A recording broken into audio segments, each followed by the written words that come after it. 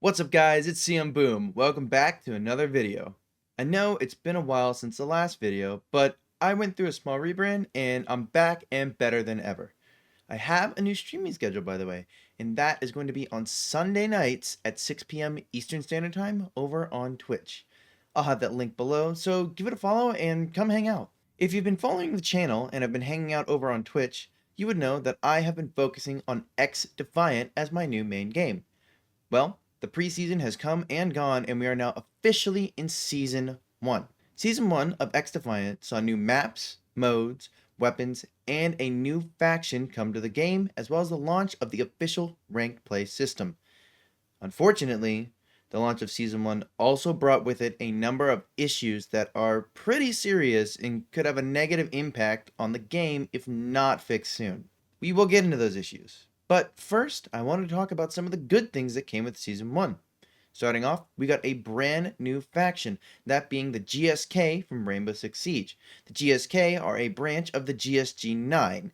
They are focused on defensive abilities and locking down objectives with their shockwire and ADS grenade blocking abilities. Gadgets that you might be familiar with from Rainbow Six Siege. Their passive is a ballistic helmet that protects from headshots, and the ultimate is the flash shield from Rainbow Six Siege, primarily used by the operator Blitz. We also saw the inclusion of 3 new weapons: the LVOA assault rifle, the L115 sniper rifle, and the sawed-off shotgun secondary weapon. All 3 of those weapons are free tiers in the Battle Pass and can be unlocked by simply just playing the game. New maps brought to the game include Clubhouse, Daytona, and Rockefeller. Also, we got a new 90 tier battle pass that includes a bunch of free skins as well as a premium tier. Okay, so it is time to talk about the elephant in the room. I have seen it, you guys have seen it, and for the most part, a lot of us have experienced it. For some unknown reason, with the Season 1 update to Xdefiant, there were a multitude of problems and bugs brought to the game that seriously impacted the game's performance, and pretty much for the worst. To start off, the big issue is the netcode.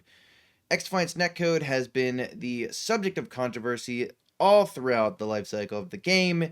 It has had issues with desync and hit registration, and when the game launched, it was in a little bit of a rough spot, but during the preseason, there was an update that really improved the netcode, and it was pretty much, it had still a few issues, but it wasn't as bad as it was during beta.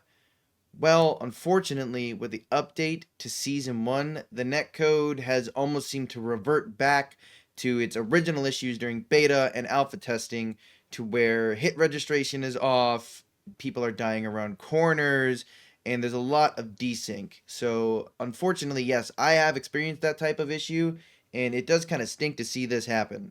Another thing is the abilities aren't working for some reason, primarily with the Libertad and the Echelon factions. There is a bug going around where if you use your ability, such as the Bayavita boost or the Intel suit or the Ghillie suit, once you use it that first time, it will end up being grayed out and not work for the rest of the match. I was playing with some friends and they had that issue to where they couldn't use the Bayavita boost at all after they used it the first time, and it was very frustrating to see. Another thing is there's a lot of frame rate issues as well. Some people on PC are having their frames capped at like 200 instead of having like 240. I have a panel that's 240, and I was seeing a little bit of that issue where I was dropping frames. And unfortunately on PS5, there's a lot of people having where they're only getting 10 FPS. And on PS5, it seems that the game is practically unplayable. Another thing, and this is the biggest issue, is we saw the addition of ranked to the game. And unfortunately, with the ranked play system coming, there were also a lot of issues within the ranked play system. The biggest thing is that a lot of solo queue players are finding that teammates are leaving in the middle of the match, as right now there aren't any leave penalties. So if you leave a ranked game in the middle of a match, you won't lose RP, there won't be a matchmaking ban, there's no penalty for you, and it's really kind of hurting other people who are trying to have a good experience. It does seem that the only way to have a decent working ranked experience is to 4-stack or have a full party.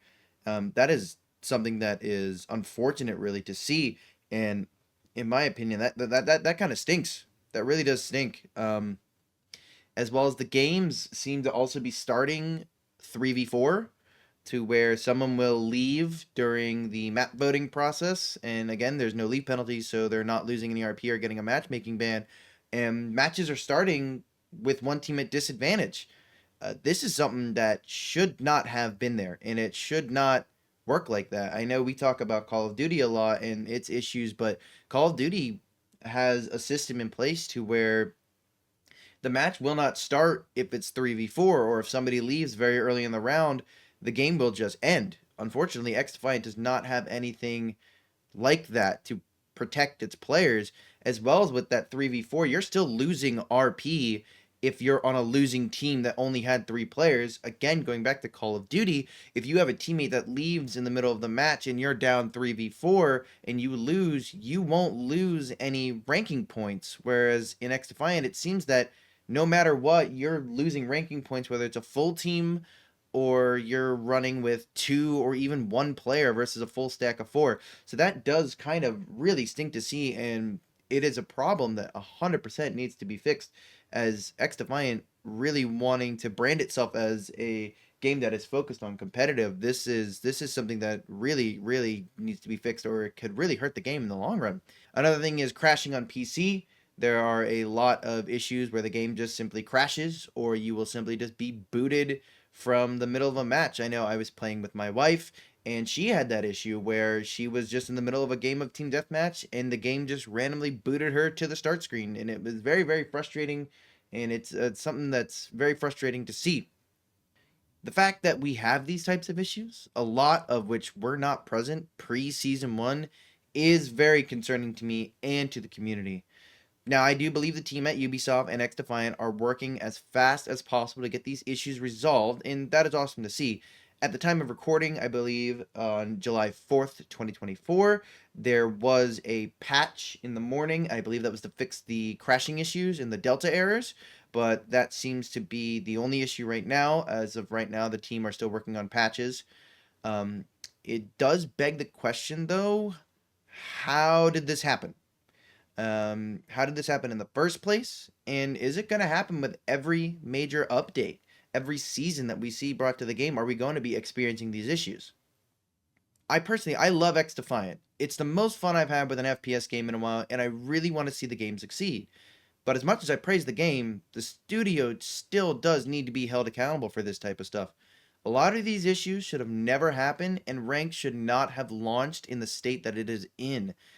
I actually myself canceled my rank stream once I had seen all the issues that were coming out of it. I actually wasn't able to stream the day that rank was going to be able to come out, and I was going to actually have a stream the next day on July 4th, but I saw that all of these issues were arising, and I had decided that I wasn't going to stream ranked day 1. I am still not going to stream ranked until these issues are resolved, especially with games not starting with full lobbies and no leave penalties.